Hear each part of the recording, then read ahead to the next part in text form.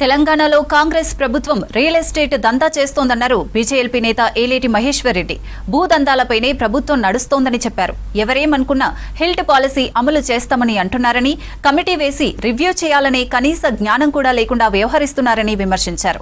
RTC కార్మికుడు శంకర్ గౌడ్కు 10 లక్షలు ఇచ్చి చేతులు దులుపుకునే ప్రయత్నం చేస్తున్నారని అన్నారు. ఒక క్రీడాకారుడికి ₹1 డీఎస్పీ ఉద్యోగం ఇచ్చిన ప్రభుత్వం సామాన్యుల చావును ఎందుకు పట్టించుకోవడం లేదని నిలదీశారు ఏలేటి. ఈరోజు కాంగ్రెస్ పార్టీ పూర్తిగా ఈ ప్రభుత్వం ఏర్పాటు చేసిన తర్వాత అన్ని రంగాల్లో వైఫల్యం చెంది కేవలం కాంగ్రెస్ భూబేరం, తెలంగాణ ఆస్తుల వేలం, తెలంగాణ ఆస్తులు ఒకటొకటిగా తెగనమ్మేటువంటి ఒక రియల్ ఎస్టేట్ దందాగా మాత్రమే ఈ రాష్ట్ర ప్రభుత్వం నడిపిస్తూ ఉన్నారు.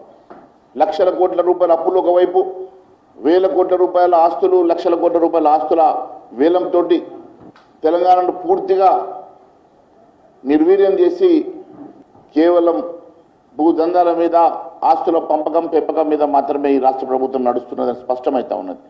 ఈరోజు ఉప ముఖ్యమంత్రి హిల్ట్ పాలసీ అమలు చేస్తాం 6 నెలల లోపల, ఎవరేమైనా మేము మాత్రం హిల్ట్ పాలసీని పూర్తిగా అమలు చేస్తాము, ఇక్కడ ఉన్నటువంటి భూములన్నీ తెగనమ్ముకుంటామని చెప్పేసి చెప్తున్నారంటే పూర్తిగా వీళ్ళు అన్ని గాలి కొదిలేసి కేవలం ఈ రాష్ట్రంలో ఆస్తులను అమ్ముకోవడం కోసం, అప్పుల కుప్పల్ని పెంచుకోవడం కోసం మాత్రమే ఈ రాష్ట్ర ప్రభుత్వం పనిచేస్తున్నట్టుగా కనపడతా ఉంది. పోనీ ఇన్ని లక్షల కోట్ల రూపాయలు అప్పులు తెచ్చి, ఇన్ని లక్షల కోట్ల రూపాయల ఆస్తులు అమ్మి అభివృద్ధి చేస్తూ ఉన్నారా, సంక్షేమం చేస్తూ ఉన్నారా అంటే అది లేదు.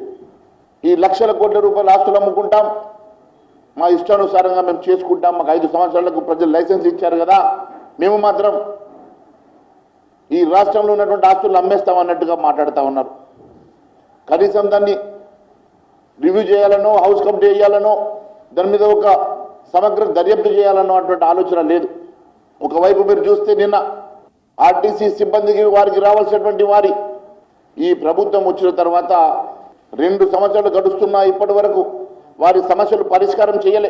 శంకర్ గౌడ్ అనే వ్యక్తి నిన్న ఆత్మాహుతి చేసుకుని చనిపోతే 10 లక్షల రూపాయలు ఎక్స్గ్రేషియా ఇచ్చి చేతులు దులుపుకునే ప్రయత్నం చేస్తూ ఉన్నది. ఒక క్రీడాకారుడు ఈ రాష్ట్రానికి చెందినవాడని చెప్పేసి ఆయనకు ₹1 నజరానా ఇస్తారు, హైదరాబాద్లో ప్లాట్ ఇస్తారు, డిఎస్పీ ఉద్యోగం ఇస్తారు. కానీ బడుగు బలహీన వర్గానికి చెందినటువంటి వ్యక్తి తన బాధలు తీర్చమని సెల్ఫ్ ఇమోలేషన్ చేసుకుని ఆత్మాహుతి చేసుకుంటే ఆ వ్యక్తికి ఇచ్చే గౌరవం ఇదేనా అని అడుగుతా ఉన్నాం.